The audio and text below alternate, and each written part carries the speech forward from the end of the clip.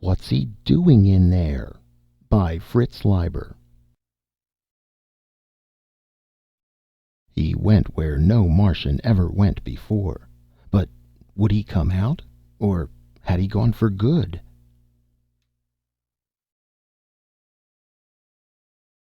The professor was congratulating Earth's first visitor from another planet on his wisdom in getting in touch with a cultural anthropologist before contacting any other scientists.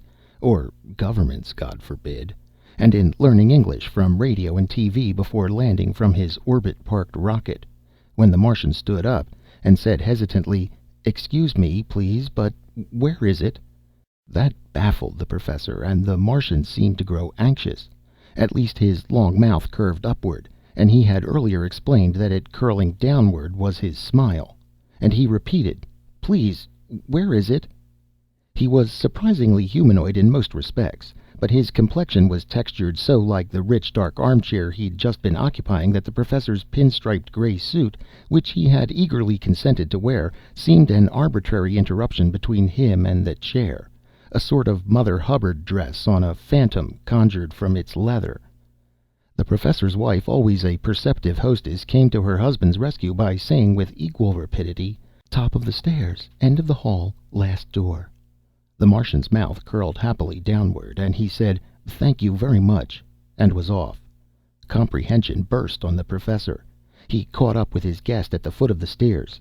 "Here, I'll show you the way," he said. "No, I can find it myself, thank you," the Martian assured him. Something rather final in the Martian's tone made the professor desist, and after watching his visitor sway up the stairs with an almost hypnotic, softly jogging movement, he rejoined his wife in the study, saying wonderingly, "Who'd have thought it, by George, function taboos as strict as our own." "I'm glad some of your professional visitors maintain 'em," his wife said darkly. "But this one's from Mars, darling, and to find out he's, well, similar in an aspect of his life is as thrilling as the discovery that water is burned hydrogen. When I think of the day, not far distant, when I'll put his entries in the cross-cultural index." He was still rhapsodizing when the professor's little son raced in. "Pop, the Martian's gone in the bathroom." "Hush, dear, manners." Now it's perfectly natural, darling, that the boy should notice and be excited. Yes, son, the Martian's not so very different from us. "Oh, certainly," the professor's wife said with a trace of bitterness. "I don't imagine his turquoise complexion will cause any comments at all when you bring him to a faculty reception. They'll just figure he's had a hard night, and that he's got that baby elephant nose sniffing around for assistant professorships." "Really, darling, he probably thinks of our noses as disagreeably amputated and paralyzed." "Well, anyway, Pop, he's in the bathroom. I followed him when he squiggled upstairs." "Now, son, you shouldn't have done that. He's on a strange planet, and it might make him nervous if he thought he was being spied on. We must show him every courtesy." "By George, I can't wait to discuss these things with Ackerly Ramsbottom. When I think of how much more this encounter has to give the anthropologist than even the physicist or astronomer." He was still going strong on his second rhapsody when he was interrupted by another high-speed entrance. It was the professor's coltish daughter. "Mom, Pop, the Martians—" "Hush, dear, we know." The professor's coltish daughter regained her adolescent poise, which was considerable. "Well, he's still in there," she said. "I just tried the door and it was locked." "I'm glad it was," the professor said, while his wife added, "Yes, you can't be sure what—" and caught herself. "Really, dear, that was very bad manners." "I thought he'd come downstairs long ago," her daughter explained. "He's been in there an awfully long time. It must have been a half hour ago that I saw him gyre and gimble upstairs in that real gone way he has, with Nosy here following him." The professor's coltish daughter was currently soaking up both Jive and Alice. When the professor checked his wristwatch, his expression grew troubled. "By George, he is taking his time. Though, of course, we don't know how much time Martians— I wonder." "I listened for a while, Pop," his son volunteered. "He was running the water a lot." "Running the water, eh? We know Mars is a water-starved planet. I suppose that in the presence of unlimited water he might be seized by a kind of madness and—" "But he seemed so well adjusted." Then his wife spoke, voicing all their thoughts.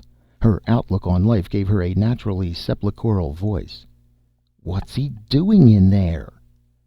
20 minutes and at least as many fantastic suggestions later, the professor glanced again at his watch and nerved himself for action. Motioning his family aside, he mounted the stairs and tiptoed down the hall. He paused only once to shake his head and mutter under his breath, "By George, I wish I had Fenchurch or von Gottschalk here. They're a shade better than I am on intercultural contracts, especially taboo breakings and affronts." His family followed him at a short distance. The professor stopped in front of the bathroom door. Everything was quiet as death. He listened for a minute and then rapped measuredly, steadying his hand by clutching its wrist with the other. There was a faint splashing, but no other sound. Another minute passed. The professor rapped again. Now there was no response at all. He very gingerly tried the knob. The door was still locked. When they had retreated to the stairs, it was the professor's wife who once more voiced their thoughts. This time her voice carried overtones of supernatural horror. "What's he doing in there?" "He may be dead or dying," the professor's coltish daughter suggested briskly. "Maybe we ought to call the fire department like they did for old Mrs. Frisbee." The professor winced. "I'm afraid you haven't visualized the complications, dear," he said gently.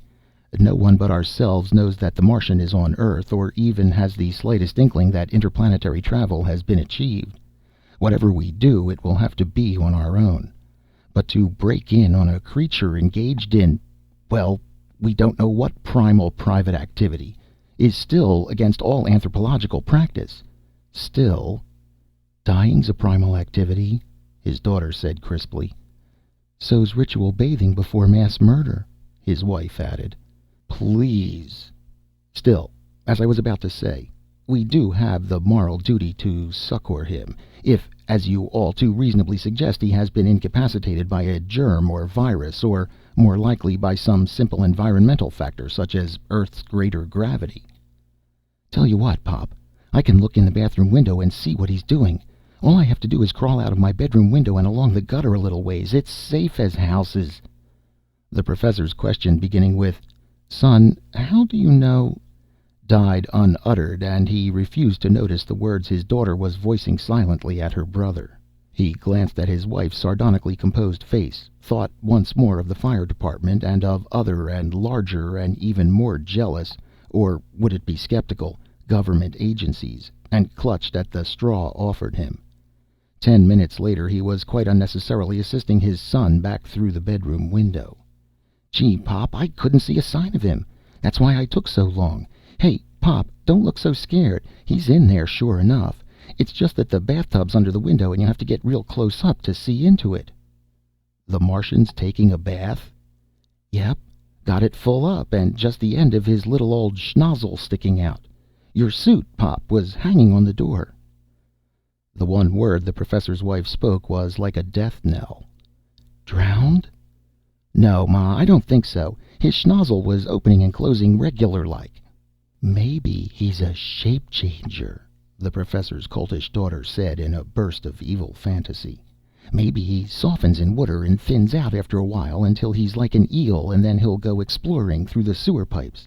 Wouldn't it be funny if he went under the street and knocked up on the stopper from underneath and crawled into the bathtub with President Rexford, or Mrs. President Rexford? Or maybe right into the middle of one of Janie Rexford's "Oh, I'm so sexy" bubble baths." "Please!" The professor put his hand to his eyebrows and kept it there, cuddling the elbow in his other hand. "Well, have you thought of something?" the professor's wife asked him after a bit. "What are you going to do?" The professor dropped his hand and blinked his eyes hard and took a deep breath. "Telegraph Fenchurch and Ackerley Ramsbottom, and then break in," he said in a resigned voice, into which nevertheless a note of hope seemed also to have come. "First, however, I'm going to wait until morning." And he sat down cross-legged in the hall a few yards from the bathroom door and folded his arms. So the long vigil commenced. The professor's family shared it, and he offered no objection. Other and sterner men, he told himself, might claim to be able to successfully order their children to go to bed when there was a Martian locked in the bathroom, but he would like to see them faced with the situation. Finally dawn began to seep from the bedrooms. When the bulb in the hall had grown quite dim, the Professor unfolded his arms. Just then there was a loud splashing in the bathroom. The Professor's family looked toward the door. The splashing stopped, and they heard the Martian moving around.